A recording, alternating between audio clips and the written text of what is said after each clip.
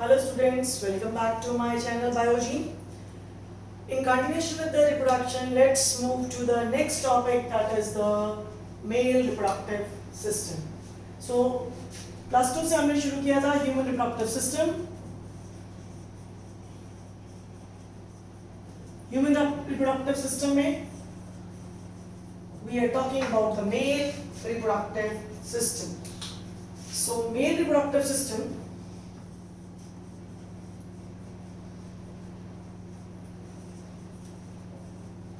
consists of pair of testes, accessory ducts, accessory glands, and external genitalia, that's penis. Now, what is the reproductive system? If I talk about the reproductive system is the set of interconnected and interdependent organs. तो ये कुछ ऐसे organs हैं जो आपस में interconnected हैं और interdependent भी हैं अपनी functioning को लेकर. जब भी हम reproductive system की बात करेंगे, so we will talk about sex organs. यहाँ पे I would like to add there are two type of sex organs. One is called as the primary sex organ and other is called secondary sex organ. So pair of testes, that is your primary sex organs, and rest they are secondary sex organs. So what is the basic difference between primary sex organs and secondary sex organs? जो primary sex organs होते हैं they produce gametes. So gametes को produce करने का काम primary sex organs का है और इसके साथ ही they also produce sex hormones. Sex hormones का ज़्यादातर nature steroidal होता है, यानी कि fat derivatives हैं. Secondary sex organs they assist in process of reproduction. ये रिप्रोडक्शन के प्रोसेस को असिस्ट करने में हेल्प करते हैं, जैसे कि gamete transport and temporary storage of gametes etcetera. So primary sex organs they are essential for the purpose of reproduction because they produce gametes, male gamete sperm and female gamete that is ova. तो male में testis are primary sex organs, female में ovaries are primary sex organs. Accessory ducts, accessory glands, external genitalia, this is secondary sex organs in male. Similarly, we do have these kind of organs in the females also, that is fallopian tubes, uterus, cervix, vagina. ये उसके secondary sex organs हैं, that we will take up in the next lectures, that is जब हम बात करेंगे female reproductive system की. So, let's take up in detail, that is the testes. So testes जो हैं they are oval and they are extra abdominal. अगर हम male reproductive system की बात करें तो मेल रिप्रोडक्टिव सिस्टम का जो लोकेशन है वो पेल्विस में है, यानी it lies in the pelvic cavity. So pelvic cavity में इसका जो है वो लोकेशन रहता है. So this portion, this is what you call pelvis and the cavity here is called as pelvic cavity. तो टेस्टिस की हम बात कर रहे थे. टेस्टिस जो हैं they are, इनका जो लोकेशन है they are present in scrotum. Oval है with size of 4 to 5 into 2 to 3 into 2 to 2.5 centimeter in the dimensions. Testis जो हैं they lie in scrotum. Scrotum क्या चीज है? It's a pouch-like structure जो कि highly pigmented है and it is hanging between the legs. और testes इसके अंदर पड़ी है. सो दैट मीन्स अगर ये एब्डोमेन से बाहर है तो टेस्टिस का लोकेशन भी एक्स्ट्रा एब्डोमिनल हुआ। सो टेस्टिस का जो लोकेशन रहता है वो आपका एक्स्ट्रा एब्डोमिनल रहता है। So let's talk about little bit regarding the scrotum. Scrotum जो है, I have already told you, it's a pouch like structure hanging between the legs, wrinkled है और इसके ऊपर एक आपको इससे मार्किंग नजर आती है। That marking is called raphe mark. Basically ये मार्क रिप्रेजेंट करता है इंटरनल सेप्ट, इसके बिल्कुल इंटरनल वाली साइड पे सेप्टम है। अगर हम इसको इसे सेक्शन काट दें तो what I can see, each scrotum is divided into two sacs that is called as scrotal sacs. So this is one scrotal sac and testis जो है वो यहाँ पे प्रेजेंट है। So this is the location, one sac inhabits one testis. अगर हम बात करें कि जो टेस्टिस हैं वो स्क्रोटम है और स्क्रोटम तक हमारे में जो टेस्टिस स्क्रोटम के अंदर है तो क्यों है वहां पर, उसका एक बहुत बड़ा रीजन है। जो स्क्रोटम है, स्क्रोटम के अंदर जो टेम्परेचर है वो बॉडी के टेम्परेचर से 2 से 2.5 डिग्री सेल्सियस लेस है। Now this temperature is very much necessary for the purpose of spermatogenesis. तो जो testes हैं, they lie in scrotum, they descend in the scrotum through inguinal canal. ये inguinal canal है, testis इसके through descend कर scrotum में आती है। तो इंग्विनल क्या काम कर रही है कैनाल, इट कनेक्ट्स और attach connects abdominal cavity and scrotum. एक काम तो इसका ये हो गया। फिर टेस्टिस जो हैं दे descend into scrotum through inguinal canal and very importantly कब, during 7th month of fetal life। fetal life के 7th month के दौरान ये इसमें डिसेंड करती है। ये डिसेंट जरूरी है, क्यों जरूरी है मैंने अभी आपसे डिस्कस किया, for the purpose of the spermatogenesis. तो यहाँ पे जो टेम्परेचर है 2 से 2.5 डिग्री और मे बी 3 डिग्री जो है वो लेस रहता है। टेस्टिस जो है वो स्क्रोटम की पोस्टीरियर वॉल के साथ अटैच रहती हैं एक connective tissue pad which is called as gubernaculum. So gubernaculum क्या चीज है, गॉबरनैकुलम एक कनेक्टिव टिश्यू का पैड है, tissue pad attaching testes posteriorly with scrotum। तो स्क्रोटम के साथ उसको अटैच करने में हेल्प करता है। इसके अलावा जो टेस्टिस हैं वो एब्डोमिनल कैविटी के साथ भी जुड़ी हुई हैं। किस तरह से, एक कॉर्ड है कनेक्टिव टिश्यू की, कनेक्टिव टिश्यू का एक रैपिंग है, कॉर्ड है। This cord is called spermatic cord. ये क्या काम करती है, it attach testis with abdominal cavity from the dorsal side। dorsal side से उसको अटैच करती है। एक्चुअली जो टेस्टिस है उसके ऊपर अगर हम बात देखें तो टेस्टिस के ऊपर आपको एक हाईली कॉइल्ड सा डक्ट दिखता है, जिसके बारे में थोड़ा सा बाद में बात करेंगे, but still I need to mention it. This is a highly coiled duct which is called as epididymis, और एक इस तरह से डक्ट दिखती है। This is called as vasa deferentium और वास डिफरेंस। ये वास डिफरेंस है, इसको डक्टस डिफरेंस भी कहते हैं।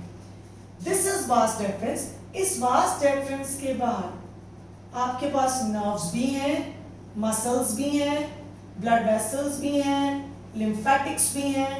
तो लेट्स से यहाँ हमने ब्लड वेसल्स बनाई है, इसके अलावा हमने कहा हमारे पास कुछ मसल्स भी हैं and we do have lymphatics and nerves also. ये सारे के सारे यानी vas deferens, muscles, nerves, blood vessels, lymphatics all are wrapped in a connective tissue covering. That covering is called spermatic cord और ये spermatic cord टेस्टिस को attach कर रही है विद एब्डोमिनल कैविटी और ये spermatic cord पास करती है थ्रू इंग्विनल कैनाल। मतलब कि अगर हम फीटस देखें तो फीटस के लोअर एब्डोमेन में टेस्टिस प्रेजेंट है। Testis are abdominal in foetal life और 7th मंथ की फीटल लाइफ में वो एब्डोमेन से नीचे स्क्रोटम में आ जाती है। जैसे एक धागे को समझ लीजिए, एक बॉल है, उसके ऊपर एक धागा सा लिपटा हुआ है और वो धागा खुल गया और वो खुलकर नीचे आ गया।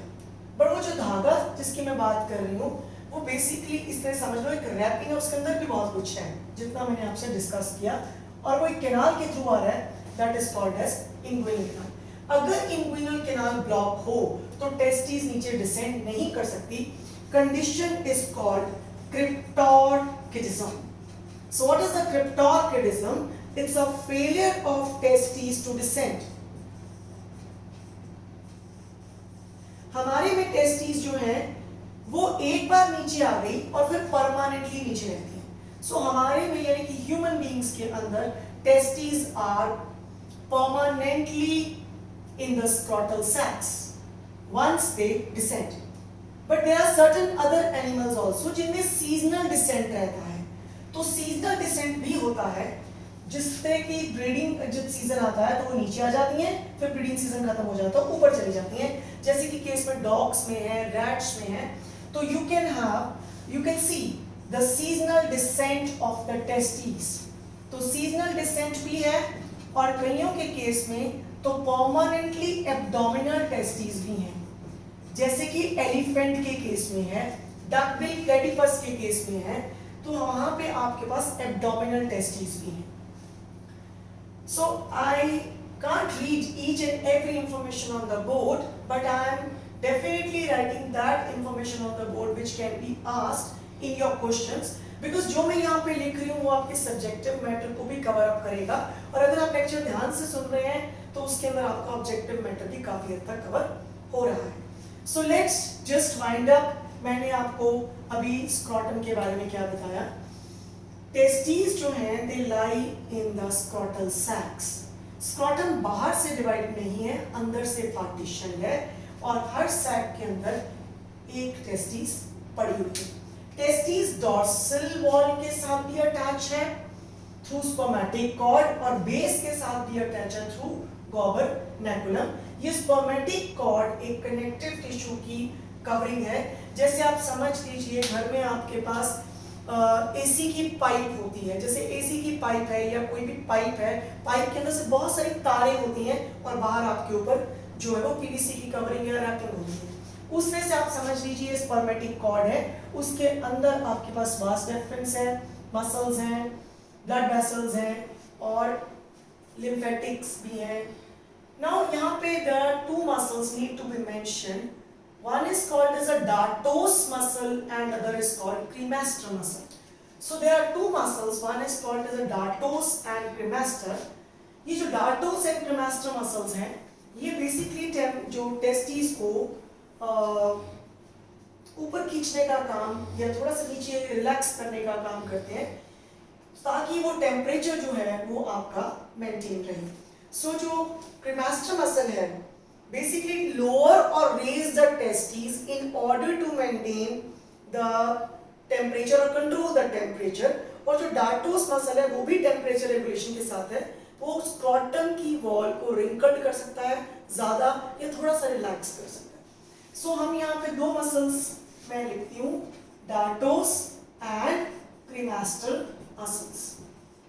So this is all about the scrotum, scrotal sacs, testis उनके बीच में, गॉबरनैकुलम कनेक्टिव टिश्यू पैड जिसके ऊपर टेस्टिस रेस्ट कर रही है, पोस्टीरियर वॉल के साथ अटैच है और डॉर्सल वॉल के साथ अटैच है through spermatic cord. Spermatic cord testis को अटैच करती है और इंग्विनल कैनाल के थ्रू ये डिसेंड कर testis 7th month of foetal life में आ जाती है नीचे और उसके बाद फिर परमानेंटली वही रहती है. अगर ना आए condition is called cryptorchidism. That's all with the scrotum. Next we move to the detailed structure of the testes.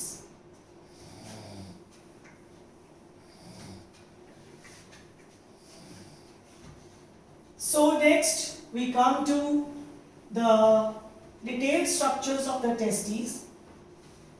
जो testes हैं, अगर हम इसकी बात करें, टेस्टिस की जो मेजर कवरिंग है that is called as tunica albuginea. So this is the tunica albuginea.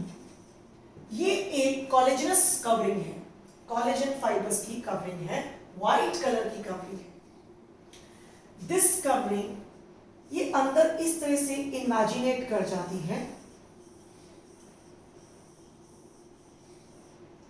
और ये जो इमेजिनेशन है इस तरह से हर टेस्टिस को कुछ कंपार्टमेंट्स के अंदर डिवाइड कर देती है. So these compartments we call it as testicular lobules और कुछ ऐसे आप समझ लीजिए approximately 250 compartments are present in each testis. इन कंपार्टमेंट्स के अंदर there are highly coiled 1 to 3 tubules. These tubules are called seminiferous tubules. तो यहाँ पे मैं आपको दिखा रही हूँ इस तरह से 1 से 3 हो सकते हैं. फॉर द कन्वीनियंस मैंने 1 या 2 ही बनाए हैं. सो this is the seminiferous tubules, highly coiled. So these are seminiferous tubules जिनका नंबर 250 से 750 तक रेंज कर सकता है क्योंकि 1 2 3 हम लेके चल रहे हैं. नाउ टेस्टिस की में इसके बाहर एक और कवरिंग है. This covering is called as